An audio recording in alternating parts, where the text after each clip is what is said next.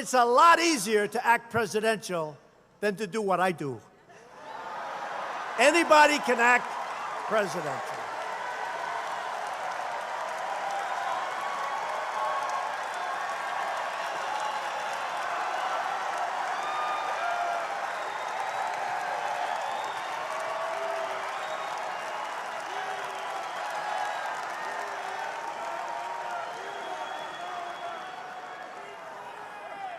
Ladies and gentlemen of the state of Florida, thank you very much for being here. You are tremendous people. And I will leave now because I am boring you to death. Thank you.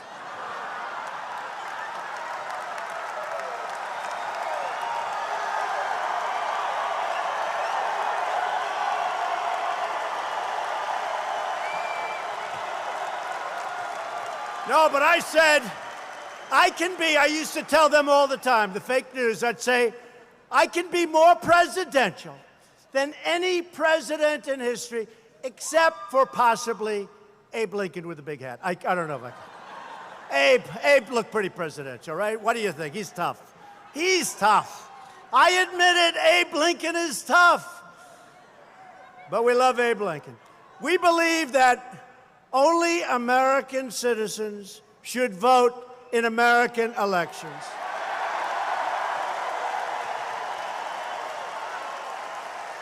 Which is why the time has come for voter ID, like everything else. Voter ID.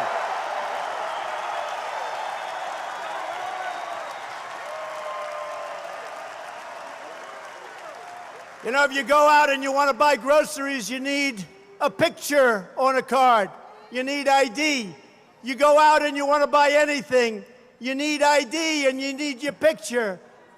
In this country, the only time you don't need it, in many cases, is when you want to vote for a president, when you want to vote for a senator, when you want to vote for a governor or a congressman. It's crazy. It's crazy. We got to find something. We got to do anything to get him out. He's doing too well.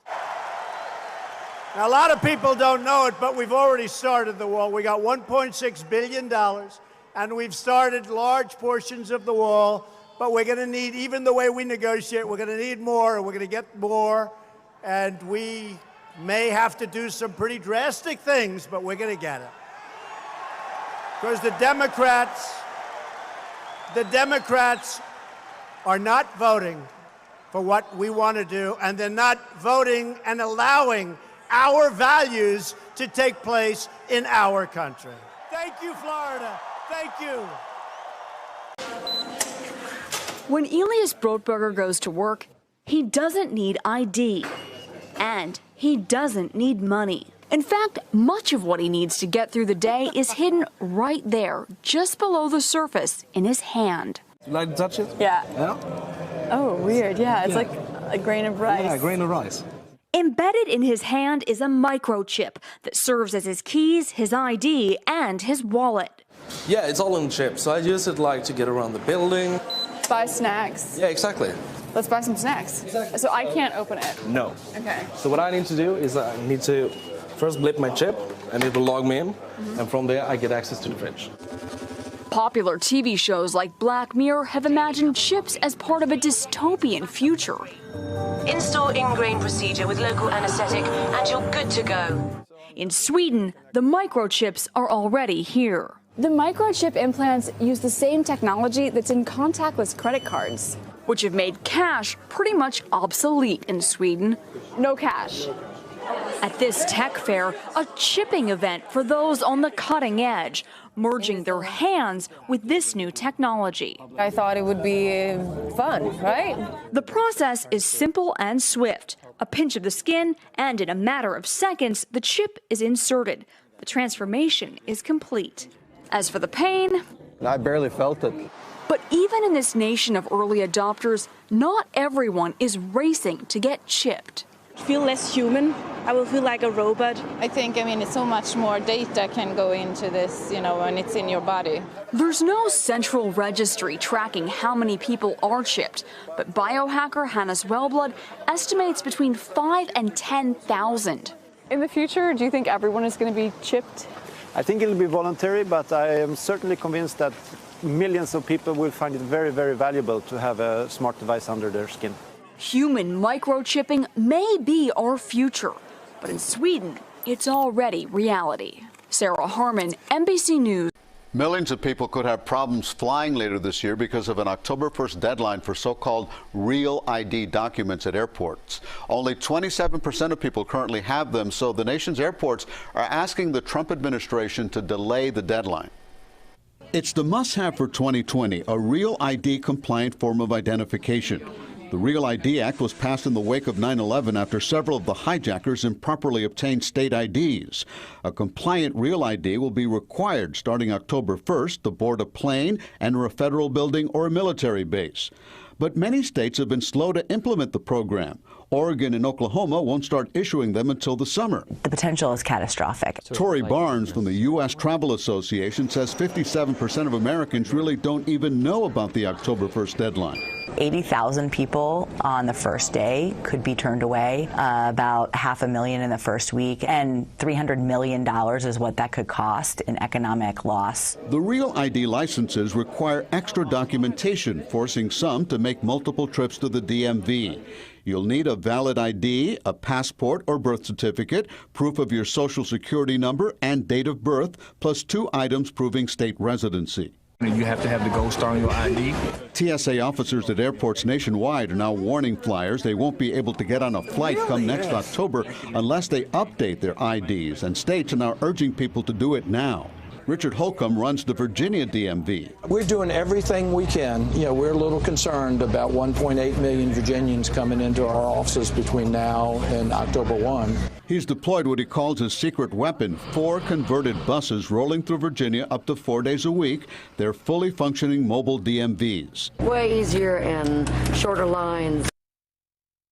While lawmakers propose having TSA pre-check count as RealID, passports, military IDs, or global entry cards will qualify to get you through an airport checkpoint. I'm also announcing that we're postponing the deadline for compliance with real ID requirements at a time when we're asking Americans to maintain social distancing.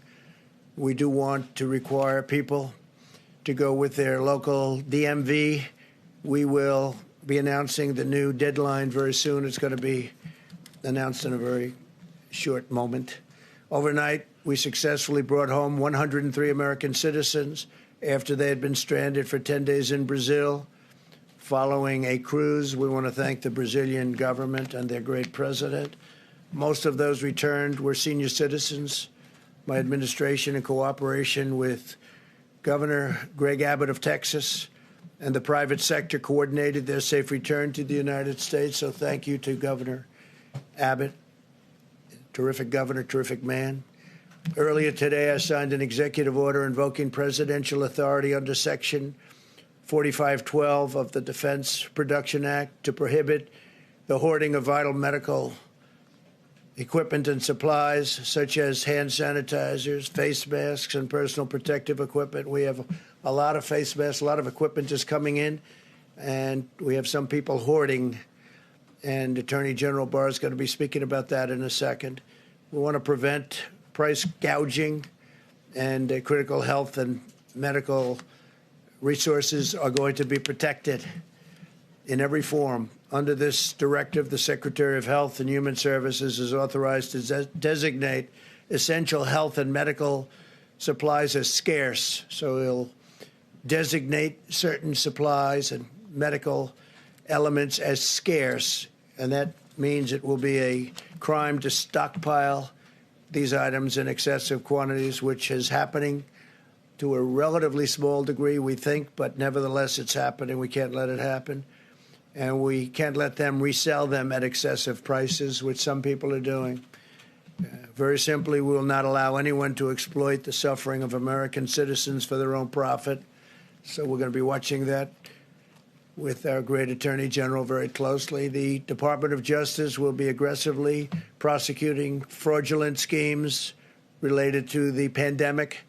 Yesterday, federal prosecutors took action in their first case, shutting down a website selling a totally fake vaccine, if you can believe that one.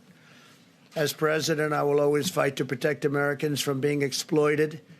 Thankfully, all throughout the country, we're witnessing extraordinary acts of compassion, benevolence, and unity.